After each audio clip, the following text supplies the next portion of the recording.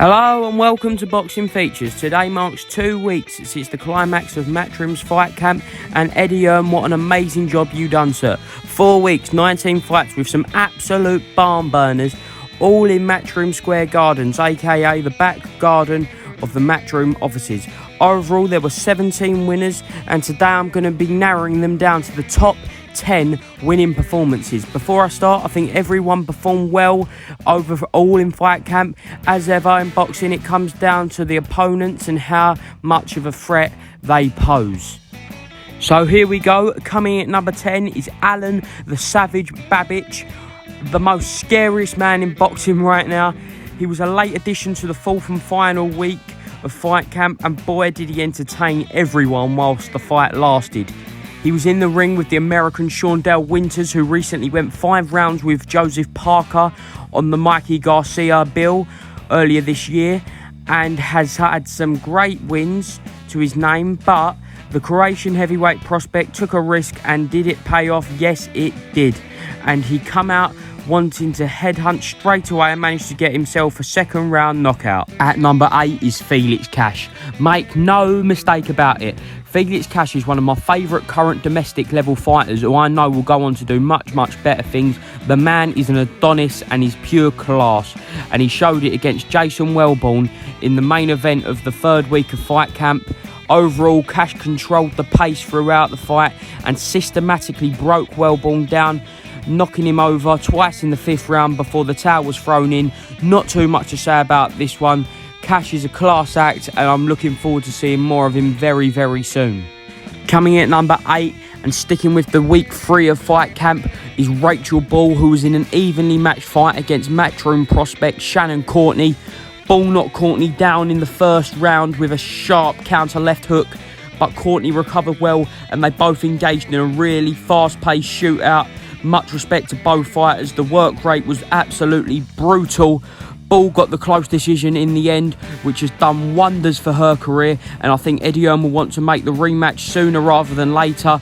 They're both two fantastically talented women, and again, I'm looking forward to seeing much more of them. Number 7 is the man who kicked off fight camp with the win, is Jordan the Thrill Gill. Gill outpointed the heavy-handed Reece Bellotti with a slick control performance.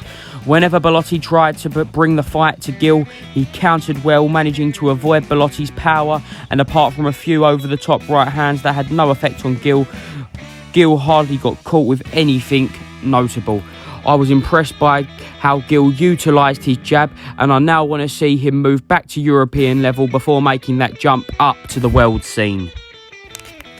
At number 6 is James Tennyson, winning the vacant British lightweight title against an incredibly tough man in Gavin Gwynn.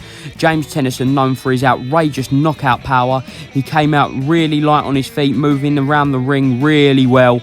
But the fight soon became fought at close range, and Gwynn was taking a lot of punishment in the first 3 rounds. Although Gwynn did give back some of his own leather, but Tennyson proved too much, using his ferocious power to knock down Gwynn with a haunting right hook, with the ref stopping the fight soon after. Tennyson has lost at world level before, but that was at the super featherweight limit, but has expressed how much he wants to get in the lightweight mix sooner rather than later. There's some incredible fighters in the lightweight division at world level, and I would love to see Tennyson kick on and move up to that mix very soon. Now we're moving into the top 5, and it's Chris Congo knocking out Luther Clay, which was a 50-50 fight beforehand, and it was a fantastic fight. Congo's size and power just meant he was too big, too strong for Luther Clay, who can still come again, as I think Congo can really put a dent into the welterweight division, moving on from British to European level. Congo's pacing and dominance round the ring just exhausted Clay as the fight went on, and after surviving some initial onslaughts from Congo, the left hook put Clay down, and the towel was thrown in the 9th. I really do think Congo can push on now. He wants to fight the likes of Jenkins, Conor Benn and pretty boy Josh Kelly, and if he beats any of them, he's going to be a force to be reckoned with in the welterweight division, and who knows, move on to world honours. At number 4 is Zelfa Barrett making his Matchroom debut against the immensely skilled, decorated Irish amateur Eric Donovan. As the fight started, Donovan was landing the cleaner shots and began to take the early rounds. Barrett was momentarily rocked in the 5th with a straight left hand, which led to a great back and forth 6th round. But just as Donovan was running away with the fight, Zelfa landed a heavy left hook which put Donovan down. And then after entering survival mode, Donovan was again down in the 7th. And then there was a mesmerising knockout in the 8th. Barrett showed great determination to turn the fight around when he was down on the scorecards, and he must have learnt so much from that fight. It was a great fight. Excellent from Zelfa Barrett. At number 3, the undisputed rematch which saw Katie Taylor get what I think was a more convincing win over Delphine Pissoon. It wasn't too dissimilar to their first fight. Once again, the real winners of the contest were the fans. But I think this time Taylor was slightly more polished against the all-action Belgian warrior that is Delphine Pissoon. And yes, the fight was close, but I think Taylor did do enough to win it by 2 rounds at least. And at the end of the day, Katie Taylor needs to be respected for this. She didn't even need to take this fight. It just shows she wanted to prove a point, and not everyone thinks she did prove that point, but I certainly do. Much respect to Katie Taylor. Hats off to you. And our runner-up is Ted Cheeseman beating Sam Eggington. I knew it was going to be a good fight, but this was next level and the fight of the year so far for me. They both went to hell and back, and Eddie Hearn has discussed his desire to do a rematch, which I would love. But again, I agree with the decision and would have edged it to the Big Cheese, but that doesn't mean I would love to see the rematch. It was close after all.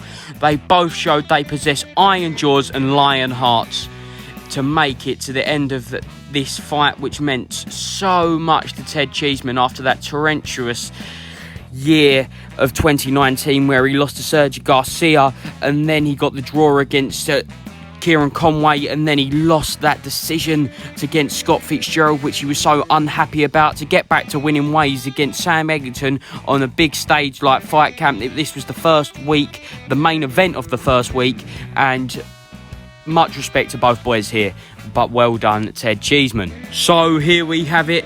No prizes for guessing the winner. It's Alexander Povetkin with what is almost certainly going to be knockout of the year over Dillian Whyte. If you haven't seen it by now, where have you been? After being knocked down twice in the 4th round, Povetkin came back and knocked out the body snatcher with one humongous uppercut, one emphatic knockout, which has an enormous consequence for the heavyweight landscape, with the winner of Fury Wilder 3 having no mandatory obligations for 2021. Whyte will get the rematch later this year, but from a neutral's perspective, what a finale to 4 fantastic weeks of boxing. Anyway, guys, let me know what you think in the comments below. Make sure you like and subscribe. And as ever, thank you so much for watching Boxing Features. See you next time.